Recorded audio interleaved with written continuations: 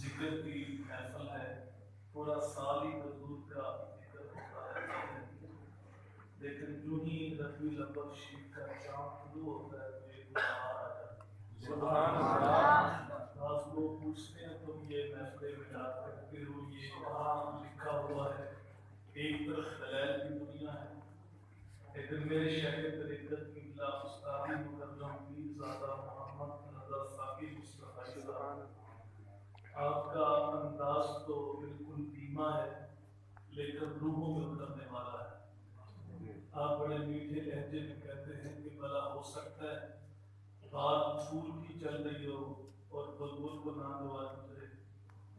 کیا یہ ممکن ہے کہ بات شمع کی ہو رہی ہو اور پروانہ پہ کہاں لکھا ہوا ہے؟ یا بات چاند کی چل رہی ہو اور قمری اس کی طریقے ڈھونڈے؟ فرماتے ہیں یہ بھی ممکن ہے کہ بات سرکار مدینہ کی ہو رہی ہے اور امتی کہے کہاں لکھا ہوا ہے۔ سبحان اللہ۔ امتی کے لیے دل سے بڑھ کے سرمایہ کوئی نہیں، کوئی حضور کی صورت کی بات کرتے، کوئی حضور کی سیرت کی بات کرتے۔ سبحان اللہ۔ امتی کا چہرہ تو کھل اٹھتا ہے اور وہ کہتا ہے میں خانہ سہارا دیتا ہے، نہ جام سہارا دیتا ہے، ہم کو تو فقط کملی والے کا نام۔ سبحان اللہ۔ اتنا میٹھا نام ہے کہ جب کسی کے لبوں پہ حضور کا نام آتا ہے کہ لگتا ہے منہ پہ شہد بن گیا ہے۔ یہ اندر مسعود صاحب یہ ہیں تو مدحیہ شہر، لیکن جب حضور کی تعریف میں قلم اٹھاتے ہیں تو کمال کر دیتے ہیں۔ ان کا نام لبوں پہ آئے میٹھا میٹھا منہ ہو جائے، ان کا نام لبوں پہ آئے میٹھا میٹھا منہ ہو جائے، ان کے بول پہاڑوں جیسے اور اصحاب ستاروں جیسے، ان سا پیارا اور نہ کوئی، ان سے بچھڑ کے لکڑی روئی، جب وہ سیر کو جایا کرتے سر پہ بادل سایہ کرتے۔ شانوں کے مالک ہے تو ان کا تسلہ نور چلتا ہے، ماحول میں خوشبو پھیل جاتی ہے۔ بھائی جتنی سعودی ایکو وصل بن کر ایک صاف بات ہے، ایکو وصل بالکل بن کر، تو یہ محافظ خلص طرف کے اندر بڑی محبوب تھی۔ میرے بیت کے حضور کی آمد کے تذکرے ہوتے، ان محافظ سے عشق رسول کی خیال تقسیم ہوتی، دلوں میں حب رسول پیدا ہوتا، یہاں سے ہم دین سیکھتے تھے اور ہماری تربیت ہوتی۔ لیکن کچھ اشروں سے ان محافظ کو صرف وقتی ذوق اور نعوت اور دعوت تک محدود کر دیا، جبکہ یہاں سامنے دین سیکھنا ہے۔ دعوے اور نعرے ہمارے اتنے بڑے بڑے اور عملی طور پہ ہم بالکل ایک دعویٰ ہم کرتے ہیں غلامی رسول پہ موت بھی قبول ہے، یہ دعویٰ ہے، اور ہر دعوت دلیل سے مضبوط ہے۔ اگر دلیل مضبوط نہ ہو تو آدمی مقدمہ آ جاتا ہے۔ دعویٰ یہ ہے کہ غلامی رسول میں موت بھی قبول ہے، اور دلیل یہ ہے کہ 5 وقت کی نماز بھی قبول ہے۔ بیٹا اس کی مثل بند کرنا، شور وسیلی بھائی ختم کرنا۔ تو دعویٰ کتنا بڑا ہے اور دلیل کتنی کمزور ہے۔ تو یاد رکھیے دین اسلام کو 3 حصوں میں تقسیم کیا گیا ہے۔ پہلی چیز عقائد کا درست ہونا، عقائد وہ جو صحابہ اہل بیت اور قول اللہ کے تحت۔ دوسری چیز ہے عبادات، جو چیزیں اللہ نے فرض کی ہیں، واجب کی ہیں، خود کی تو نہ دے، جو فرائض بندوں کے اوپر لازم ہے کیا گیا ہے وہ 5 فجر کی نماز. اللہ نے ایک دو بار نہیں کہا 750 بار نماز کرنی. رب کا ایک بار نہیں کرنا. سینکڑوں احادیث نماز کی ترغیب دلاتی ہیں اور نہ پڑھنے والوں کو وعید سناتی ہیں. صحابہ کرام فرماتے ہیں جو ہمارے دور میں نماز پڑھتا تھا ہم اس کو مومن سمجھتے تھے اور جو نماز نہیں پڑھتا تھا ہم اسے کافر سمجھتے تھے. بندہ مومن اور کافر کے درمیان فرق کرنے والی چیز نماز ہے. چاروں ائمہ اس بات پر متفق ہیں کہ نماز کا انکار کرنے والا، نماز کا مذاق اڑانے والا، نماز کو ہلکا جاننے والا دائرہ اسلام سے خارج ہے، کافر ہے. یہ آج کل جو نقیبوں کا دور آ گیا نا وہ بھی بات کرتے ہوئے اللہ ماشاء اللہ کچھ تو پڑھے لکھے ہیں اور عالم ہیں، بات سوچ سمجھ کے کرتے ہیں. کچھ اتنے بے لگام ہیں وہ نماز کا مذاق اڑا رہے ہوتے ہیں. عشاء کے بعد محفل شروع ہوتی ہے، کئی جگہ پہ ہم جاتے ہیں دیکھتے ہیں تو نتیجے محفل اسپیکر کھولتا ہے اور وہ کہتا ہے کہ جو مشکل وقت سے تو گزر گیا ہے، یعنی نماز کا وہ مذاق اڑا رہا ہوتا ہے. میری مشکل گھڑی سے وہ گزر گئی. تو میں نے آپ کو بتایا کہ چاروں ائمہ اس بات پر متفق ہیں کہ نماز کا مذاق اڑانے والا، نماز کو ہلکا جاننے والا وہ دائرہ اسلام سے بولیے. تو یہ اسپیکر کھول کے یہ بات کہی جا رہی ہوتی ہے کہ جس چیز کا ڈر تھا وہ گزر گئی اور آج وہ جلسہ شروع ہو گیا. اس نے جلسے میں آگے کیا کرنا ہے جو نماز نہیں پڑھتا، کیونکہ جلسہ مستحب ہے اور نماز فرض ہے. یہ جلسہ درس جلوس محافل یہ مستحب ہے اور مستحب سے اوپر سنت اور اس کے اوپر واجب اور اس کے اوپر فرض اور فرائض میں کس چیز کے اوپر زیادہ زور دیا گیا وہ 5 وقت کی نماز. تو جب ہم محافل میں ہوتے ہیں نعرے مارتے ہیں تو لگتا ہے کہ جب پڑھتا ہے دیگر دو حصوں میں باہر آنے والا ہے اور کتنے جوش سے نعرہ مارتے ہیں کہ غلامی رسول میں موت کی کرتے ہیں. جب ہم ایسے نعرے میں نوٹ پھینکتے ہوتے ہیں نعرے مارے ہوتے ہیں ساری عاشقیں سنتے ہیں. لیکن شک کا حال یہ ہے کہ عشاء کی نماز پر پڑھتے نہیں جاتے اور رات 2 بج جاتے 1 بج جاتا 12 بج کے محفل اتنی لگی ہوتی ہے اور فجر کی نماز میں جا کے نہیں پڑھتے. یاد رکھیے صحابہ سے بڑا عاشق اس کائنات کے اندر کوئی نہیں اور نہ قیامت تک کوئی ہو سکتا ہے. آپ نے یہ بات تو کئی بار علماء نے سنی ہوگی کہ حضرت علی کی ایک نماز قضا ہوئی تھی، آنکھوں میں آنسو آئے اور پھر کیا ہوا تھا کہ سورج کو بولیے واپس پلٹا گیا. یہ بات ہمیں یاد ہے، ان کا دوست ہے، اچھی بات ہے، یاد رکھنی چاہیے. لیکن یہ اس سے پہلے بھی کچھ ہوا تھا، وہ یہ کہ حضرت علی کی آنکھوں میں آنسو آئے. حضرت علی رو پڑے تھے اور روئے کیوں تھے؟ ان کے لیے قضا ہوئی تھی، قضا پڑھ لیتے. رات کو جب میں ہوتی رسول اللہ فقط تعالیٰ جس نے رسول کی تھا تو اس نے اللہ کی تھا تو ان کا سر اکبر گود میں تھا تو قضا پڑھ لیتے. رونے کی ضرورت کیا تھا؟ تو روئے اس لیے تھے کہ ان کی زندگی میں پہلے کبھی قضا ہوئی نہیں، یہ پہلا موقع تھا. کبھی علی نے قضا پڑھی نہیں تو پہلا موقع تھا تو آنکھوں میں آنسو آ گئے. تو ہم کیسے علی کے محبت جو نماز کے قریب نہیں جاتے؟ ہم محفل نعت کے اندر ہوتے ہیں تو ایک پکا علی کا بیان اٹھتا ہے تو کہتے ہیں 2 شعر علی کی منقبت ہو جائے تو پھر وہ علی کر کے پوری مجلس سن جاتی ہے. لیکن اس بات کو بھول جاتے ہیں کہ علی پاک کی ایک نماز قضا ہوتی ہے ضرور ہے. تو اگر ہم علی سے محبت کرتے ہیں تو ہمارا بھی یہ حال ہو کہ اگر کبھی نماز قضا ہو جائے تو آنکھوں میں آنسو آ جائے. ہم دیکھتے ہیں 11-12 کی درگاہی شب کو نوجوان جاتے ہیں، قرآن پڑھتے ہیں، جھنڈے لگاتے ہیں، گلیاں لگاتے ہیں، نالیاں اپنے ہاتھوں سے صاف کرتے ہیں. اچھی بات ہے، دوست کی محبت میں کرنا چاہیے. لیکن وہی نوجوان فجر کی نماز نہیں پڑھتے. اللہ کے نبی کیسے راضی ہوتے؟ نماز تو اللہ کے نبی کو اتنی محبوب تھی، جب نماز کا وقت ہوتا تو یہ نہ کہتے اذان کرو بلکہ فرماتے ارحنا یا بلال، ارحنا یا بلال، بلال اٹھو ہمارے دل کو راحت پہنچا. اذان ہو تو حضور کے دل کو راحت پہنچتی ہے اور امتی نماز پڑھے تو نبی کی آنکھیں ٹھنڈی ہو. حضرت عمر کا زمانہ ہے، ایک نوجوان متقی پرہیزگار، فرض تو سارے پڑھتے تو نفل بھی بڑے پڑھتے، ایک دن فجر کے وقت میں نظر نہ آیا، توجہ ہے نا، حضرت عمر اس کے گھر چلے گئے، کتنے بندے گھر تھے نماز سے؟ بولیے ایک بندہ تھا۔ حضرت عمر آدھی دنیا کے پاس سے مسجد نبی کے امام و خطیب ہیں، گھر جا کے آ گئے، یہاں میں بھی غور کروں، آپ بھی غور کریں، اگر اللہ نے مجھے 5 وقت نماز کی توفیق دی ہے تو کبھی میں نے اپنے بھائی سے پوچھا بھائی آپ نماز پڑھنے کیوں نہیں آئے؟ کبھی میں نے اپنے بیٹے سے کہا بیٹا آپ نماز کیوں نہیں پڑھتے؟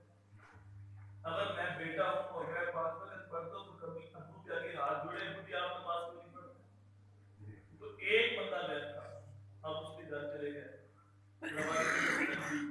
ان کی والدہ باہر آئی، کہا بیٹا مسجد میں نہیں آیا، کہا ساری رات وہ نفل پڑھتا رہے، تو اب وہ سو گیا تو میں نے جگایا نہیں، تو آپ نے کہا میرے نزدیک ساری رات نفل پڑھنے سے بہتر تھا کہ ساری رات آرام سے سوتا اور فجر کی نماز جماعت کے ساتھ پڑھتا۔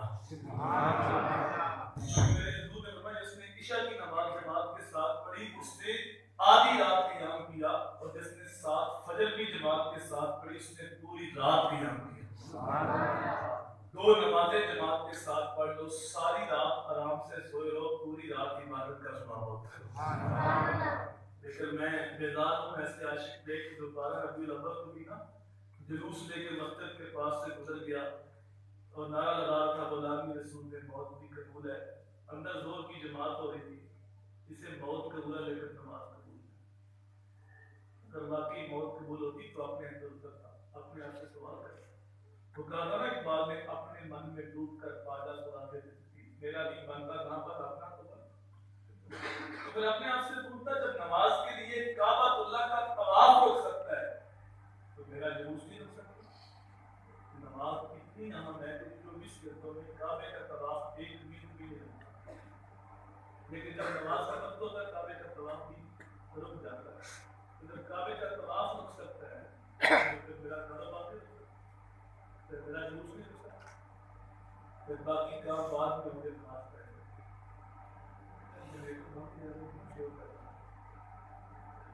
درود پاک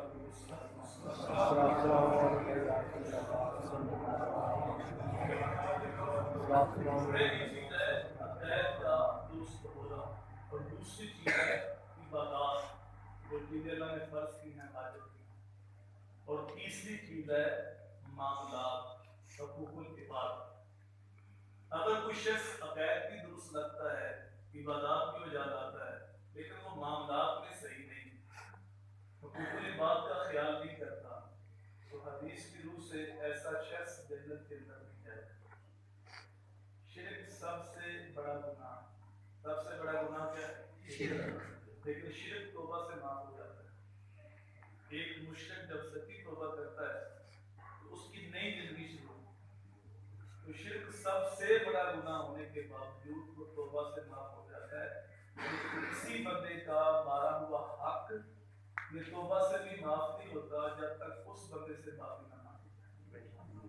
تو حقوق العباد کا مسئلہ جتنا حساس مسئلہ ہے اتنا ہی اس مسئلے سے لافت ہے، اور پھر یہ موضوع بڑا وسیع موضوع ہے، امت المسلمین کے حقوق ہے، دنیا کے حقوق ہے، ماں باپ کے حقوق ہے، بہن بھائیوں کے حقوق ہے، استاد شاگرد کے حقوق ہے، مسافروں کے حقوق ہے، لیکن حقوق العباد میں جو مقدم حق ہے وہ ذوی القربیٰ کا ہے، اور ذوی القربیٰ سے جو مقدم حق ہے وہ جو خونی رشتہ رکھتے ہیں ان کا ہے، اور خون کے رشتوں میں مقدم حق جو ہے وہ ماں باپ کا ہے۔ اللہ تعالیٰ نے قرآن مجید میں کئی مقامات پہ جہاں اپنی عبادت کی بات کی ہے ساتھ ہی والدین کے ساتھ اس میں سلوک کرنے کو حکم دیا۔ ارشاد بابا اللہ ولا تشرکوا به شیئا وبالوالدین احسانا، اللہ کی عبادت کرو اس کے ساتھ کسی کو شریک نہ ٹھہراؤ، اور والدین کے ساتھ اس میں سلوک کرو۔ اللہ اکبر۔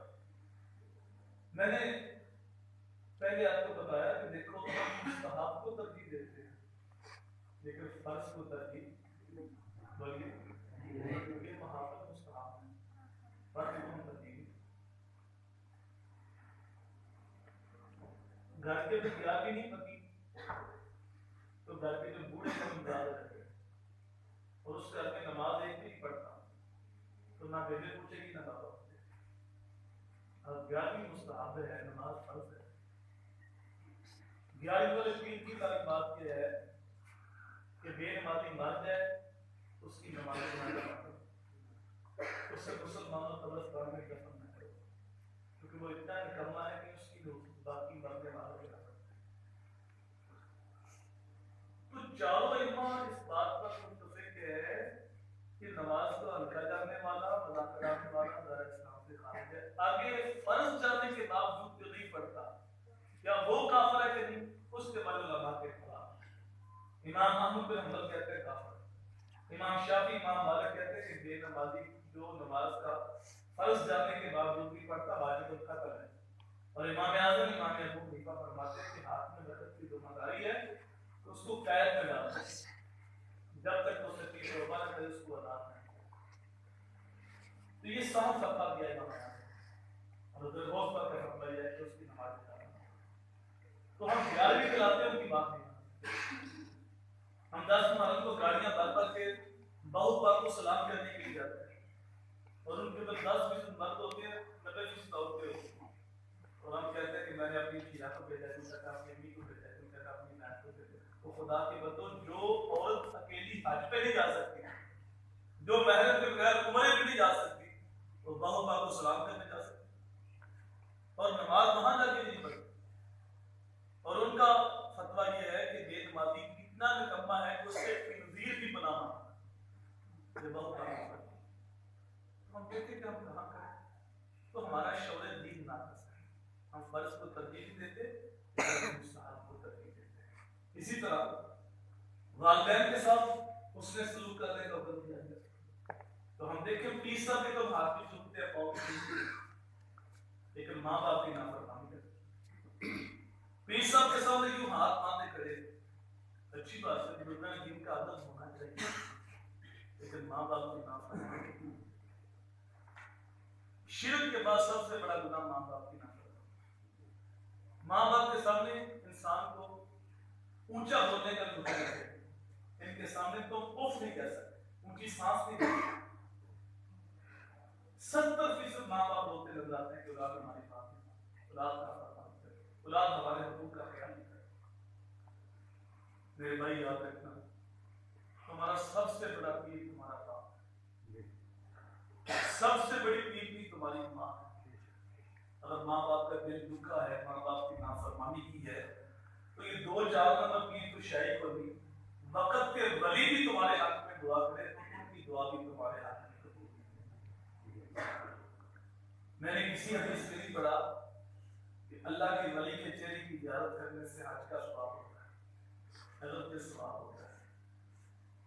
میں نے کسی حدیث میں نہیں پڑھا کہ خانہ کعبہ کو دیکھنے سے حج کا ثواب ملتا ہے، حضرت کے ثواب ملتا ہے، لیکن حج کا نہیں. میں نے کسی حدیث میں نہیں پڑھا کہ گنبد خضرا کو دیکھنے سے حج کا ثواب ہوتا ہے، حضرت کے ثواب ہوتا ہے.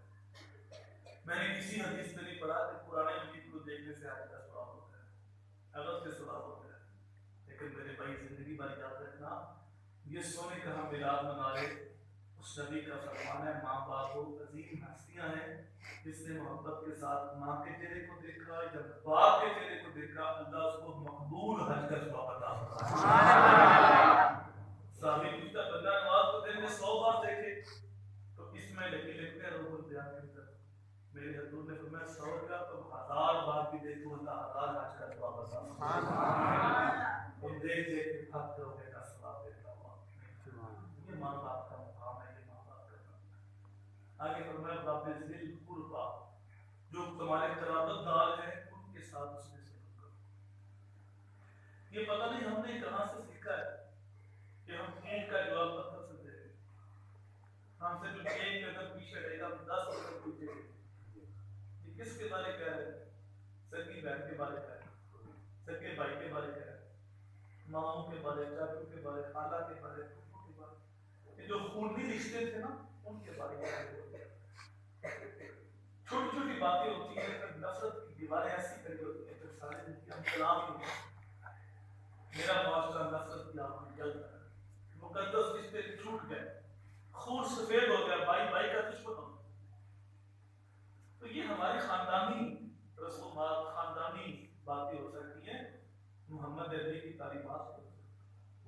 میرے حضور کی تعلیم تو یہ ہے صرف من پاپا آپا باتی من حام، جو تم سے تعلق توڑے تم بڑھ بڑھ کے تعلق جوڑو، جو تمہیں محروم رکھے تم اس کی جوڑیاں پر، جو ظلم کرے تم اس کو معاف کر دو، لیکن ہم معاف نہیں کرتے۔ 10 سال پہلے کی بات بھی یاد ہے، بھائی نے یہ بات کی جو ابھی بھی کوریا میں بڑھ گئی۔ 15 سال پہلے کی بات بھی یاد ہے، کاجو نے یہ کہا تھا، ماموں نے یہ کہا، بھولنے کو تیار نہیں۔ بیماریوں نے ہمیں جگڑ دیا ہوا ہے، دل و دماغ کے اندر باتیں بیٹھ گئی ہیں، ٹینشن، بلڈ پریشر، یہ ایسی مصیبتیں لگ گئی، لیکن ہم معاف کرنے کو تیار ہیں۔ اگر کہا جائے بھائی معاف کر دو، کہتے ہیں مولوی صاحب سے زیادتی بڑی کی ہے، بھائی زیادتی کی تبھی تو معاف کر دو، زیادتی نہیں کی تو معافی کس بات؟ کتنی زیادتی ہوئی، اتنی زیادتی کفار مکہ نے میرے حضور کے ساتھ کی، رستے میں گڑے نہیں ٹوٹے، کانٹے نہیں پیچھے، ناموافق حالات کے جگہ گھٹا چینی کی آنکھیں بہتان تراشی، حضور نے مکہ چھوڑ دیا۔ اگر یہ کہا جائے کہ صحابہ کی تعداد، حضور کے پاس طاقت نہیں تھی، تعداد تھوڑی تھی، جوابی کارروائی نہیں ہو سکتی، اگر اس بات کو مان لیا جائے تو جب فتح مکہ ہوا تھا اس وقت تو ساری طاقت حضور کے پاس تھی۔ 10,000 صحابہ کو ساتھ دے کے میرے نبی شان و شوکت میں مکے ساتھ آ گئے تو کفار مکہ تر تر کانپ رہے کہ آج تو ہماری گردنیں کٹ دیں گے، ہمیں تو کاٹ دیا جائے گا، پیس دیا جائے گا جو سلوک ہم نے کیا۔ لیکن میرے نبی نے کمال مہربانی کر کے فرمایا لا تسریم علیکم اليوم اذهبوا وانتم طلقاء، جو چلے جو میں نے سب کو معاف کر دیا۔ ان کی آنکھوں میں آنسو تھے، لبوں پہ حضور کا کلام، حضور کے خلق نے کر دی، حضور کے کردار نے کر دی، مسخر ساری دنیا شاہد ابرار میں ہے۔ اللہ کچھ لوگ طبیعت کے سخت ہوتے ہیں، انہیں کوئی نہ کوئی سہارا چاہیے، کوئی ایک جملہ بولتے ہیں بس جو بندہ سچا ہوتا ہے وہ کڑوا ہوتا ہے، اس لیے ہم کھڑے ہیں، ہم کر دیں، پھر ساری زندگی وہ زبان سے زہر ابلتے رہتے ہیں۔ حالانکہ یہ ضابطہ غلط ہے، جو سچا ہوتا ہے وہ کڑوا ہوتا ہے، اس لیے کہ میرے نبی سے بڑھ کے زمانے میں سچا کوئی نہیں، اور میرے نبی سے بڑھ کے زمانے میں میٹھا کوئی۔ حضور سچے بھی ہیں، حضور میٹھے بھی ہیں، سچے اتنے ہیں کہ جو مانتے ہیں وہ بھی سعادت اور امین کہتے ہیں، اور جو نہیں مانتے وہ بھی سعادت اور امین کہتے ہیں، اور میٹھے اتنے ہیں کہ دشمن بھی تعریف کرتا ہے۔ رسول کریم صلی اللہ علیہ وسلم نے جو ہمیں دین دیا اس کے اندر فرمایا معاف کر دو، جو اللہ کی رضا کے لیے معاف کر دیتا ہے اللہ اس کو معاف کر دیتا ہے۔ کیا یہ اچھا ہو کہ آج ہم جائیں اور دیکھیں کون کو رشتہ دار ناراض ہے، اٹھا ہوا ہے، اس کو بنانے کی کوشش کریں، خود سلوک کرنے میں محنت کریں، فون کر کے حال چال پوچھیں، اور انہیں کہے کہ جو آپ کی طرف سے زیادتی ہوئی میں نے اللہ کی رضا کے لیے معاف کیا، جو میری طرف سے ہوئی میں آپ کو معاف کر دیا۔ تو پوچھے گا پہلے تو بڑے سخت تھے، آج اتنی نرمی لہجے میں کیسے آ گئی؟ تو کہنا رات کو میلاد والے نبی کا پیغام سنا ہے، جو سلوک کرنے میں پیار کرتا ہے کل جنت کے اندر بھی وہی پہلے جائے گا۔ حضور صلی اللہ علیہ وسلم کی تعلیمات کو ہم بھول گئے، ہم نے صرف نعرے مارے ہیں، دعوے کیے، لیکن حضور کی سیرت کے بدل۔ آج ہر بندہ پریشان ہے، غربت ہے، جو ہے وہ قرضہ ہے، ٹینشن ہے، مہنگائی ہے، علماء کے پاس ہے تو تمیز کر دو، پیروں کے پاس ہے تو وظیفہ بتاؤ۔ کاش ہم وہ تمیز ڈھول کے پی لیں جو رسول کریم دے کے گئے، اس وظیفے پہ عمل کر لیں جو میرے نبی دے کے گئے، پھر ہمارے گھر کے اندر برکتیں ہونا بالکل آسان ہوتی ہے۔ پہلے اس وظیفے کی برکت سن لیں، میرے حضور نے بتایا جو بندہ چاہتا ہے اس کا رزق وافر ہو اور عمر لمبی ہو، یہ تو میں بھی چاہتا ہوں آپ بھی رزق وافر عمر لمبی، بالکل آسان ہوتی ہے۔ اور میں جو بندہ چاہتا ہوں اس کا رزق وافر ہو عمر لمبی ہو، اسے چاہیے کہ ٹوٹے رشتوں کو جوڑا کرے، اللہ رزق بھی وافر کر دے گا، عمر بھی لمبی کر دے گا۔ والیتاما والمساکین، یتیموں کے ساتھ مسکینوں کے ساتھ اس نے سلوک کرے۔ میرے حضور نے یتیم کو مقام دیا، میں جس نے یتیم کے ساتھ پہ شفقت سے ہاتھ پھیرا، جتنے بال ہاتھ کے نیچے اللہ اتنی ہی نیکیاں عطا فرمائے۔ آنا وقاف الیتیم فی الجنۃ ہاذا، میں اور یتیم کی کفالت کرنے والا جنت میں ایسے مل کے جائیں گے جس طرح دو انگلیاں ملی ہوتی ہیں۔ الجار ذی القربی والجار قریب کا ہمسایہ ہے یا دور کا ہمسایہ ہے، ان کے ساتھ اس نے سلوک۔ اللہ نے اپنی تین قسمیں کہیں، اللہ کی قسم وہ شخص مومن نہیں، اللہ کی قسم وہ شخص مومن نہیں، اللہ کی قسم وہ شخص مومن نہیں۔ صحابہ نے پوچھا اللہ کون؟ فرمایا جس کی شراب اس کا ہمسایہ محفوظ نہیں، فرمایا خود تو پیٹ بھر کے سوتا ہے اور اس کا ہمسایہ بھوکا ہے اور اس کو پتہ ہے وہ بھوکا ہے۔ حضور نے فرمایا اس بندے کا میرے اوپر ایمان نہیں، وہ بندہ مجھے مانتا ہی نہیں۔ فرمایا جانتے ہو سایہ کی خوب کیا ہے؟ پھر حضور نے خود ارشاد فرمایا ہمسایہ بیمار ہو اس کی تیمارداری کرو، اسے غم پہنچے اظہار تعزیت کرو، خوشی پہنچے اس کو مبارک کرو، فوت ہو جائے جنازے کے ساتھ کرو، تم سے قرضہ مانگنے آئے اسے قرضہ دے دو، تمہاری دیوار میں لکڑ توڑنا چاہے اس کو منع نہ کرو، اپنے مقام کی دیوار ہمسائے کے مقام سے اونچی نہ کرو کہیں اس کی ہوا نہ لگ جائے۔ اور بڑا قیمتی جملہ حضور نے پورا معاشرہ ایک جملے میں بند کر دیا، فرمایا اپنے گوشت کی خوشبو سے ہمسائے کو تکلیف نہ کرو۔ پانی اور ڈالو ایک پیالے اس کے گھر میں دے، پھل لاتے ہو اس کے گھر میں دے دو، نہیں بیچ سکتے پھل بھی چھپاؤ چھلکے بھی چھپا دیں۔ یہ تعلیم کی وجہ ہے، ہم نے صرف نعرے مارے کے دعوے حضور کی تعلیمات کے بل۔ امیر آدمی اپنے بیٹے کی شادی کرتا ہے، لاکھوں روپے کی آتش بازی چلتی ہے، نوٹوں کو آگ لگتی ہے، ساری رات بستی والوں کی نیند حرام کرتا ہے، بوڑھے تڑپتے ہیں، بیمار سسکتے ہیں، لیکن وہ اپنی خوشیوں کے حساب میں ہے، اس نے کل داد دینی ہے کہ لوگ تذکرے کریں گے چیمہ صاحب نے، چکا صاحب نے، خان صاحب نے، ملک صاحب نے حد کر دی۔